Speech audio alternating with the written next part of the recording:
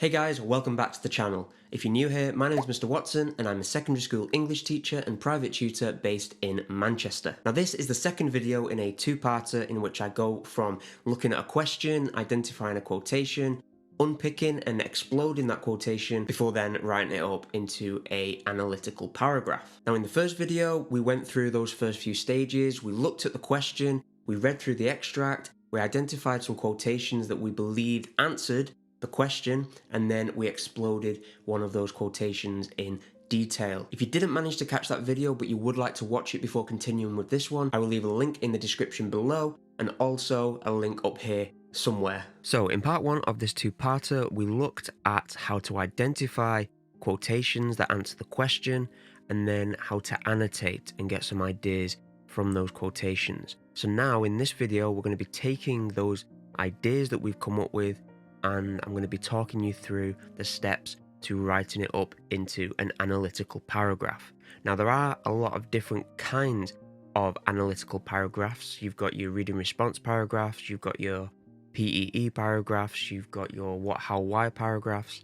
And for me, and in this video today, we're going to be looking at the what, how, why, because I think they are the three main questions that you need to make sure you're answering in any kind of analysis. So, the three steps to writing a successful analytical paragraph are: what is the writer telling us? How are they telling us this? And why are they telling us this? If you can answer these three questions in your analysis, then you will have a strong paragraph. So let's keep the questions up there so that we can remind ourselves of what we need to include. And here we've also got my plan from the previous video where you can see the different annotations and the different ideas, and we've obviously identified some techniques there as well. So that's a good starting point for us. Now let's remind ourselves of the question that we're actually answering, because that's really important that we stay tuned in to what the question wants from us. So the question that we're going to answer is: how does the writer use language to convey a sense of atmosphere and tension? Now, to begin with, we're dealing with the what. So what is the writer telling us? But what is the writer telling us specifically about the atmosphere and tension? So we're being told that there is a sense of atmosphere and tension in the extract, as we've already picked out. So we could say, as our opening sentence, the writer conveys a sense of atmosphere and tension. And now we need to think, okay, well, how does the writer communicate this to us? We need to think about the methods that they use. Now, if we're looking at our first point that we picked out on our plan, you can see that we've identified some personification. So that is the method the writer uses to convey this sense of atmosphere and tension. So our first sentence of this paragraph can be: the writer conveys a sense of atmosphere and tension through the use of personification. So what we've got there is we've rephrased the question, so we know that we are absolutely answering the question, and then we're adding to that by being specific and identifying the technique and the device that the writer uses. Really, it kind of summarizes what we're about to unpack in more detail in the rest of the paragraph. Then we need to bring in our evidence. We're told that the shadows whispered secrets. Now bringing in the quote there could fit into what the writer's telling us, because we're being told what the shadows are doing,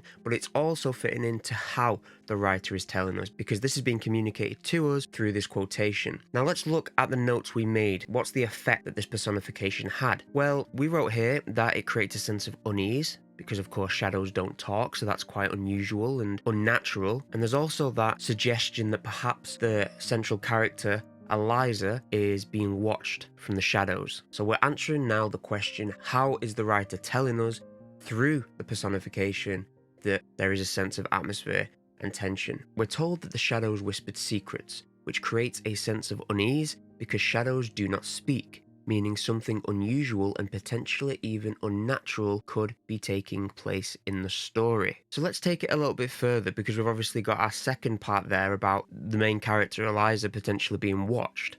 It also suggests the possibility that Eliza, the main character, is being watched by mysterious beings that are hiding in the shadows. So now we've addressed our 2 points and we're building up a good analysis here, but now we need to take it further and zoom in on a specific word. So in this case, if you go back to the plan, we identified whispered as being a verb, and the connotations that we pulled out of that was secrecy, not wanting to be heard, and the implication that this may be devious or evil. So we continue with how the writer is telling us about the atmosphere and the tension.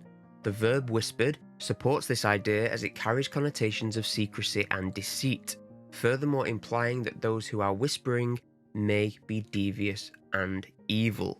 Now we move on to the final part of the paragraph in which we address why is the writer telling us this. So we have to consider now that the writer is telling us, the readers, that there is an uneasy atmosphere that Eliza, the main character, finds herself in, and that there is also a sense of tension. So now we need to think, okay, well, why? Why is the writer telling us this? The writer uses personification and a verb here to establish an uneasy atmosphere in which the reader is led to believe that the main character may be in danger. This also creates tension in the narrative as we are concerned for her well-being and are keen to learn whether or not she will escape safely. So there we are addressing the writer's intentions. Why are they telling us that the atmosphere is uneasy? Why are they building up tension? Well, it's to make us as readers feel more invested in the character. So there we have a fairly solid analytical paragraph, and throughout the paragraph we are answering the question, how does the writer use language to convey a sense of atmosphere and tension?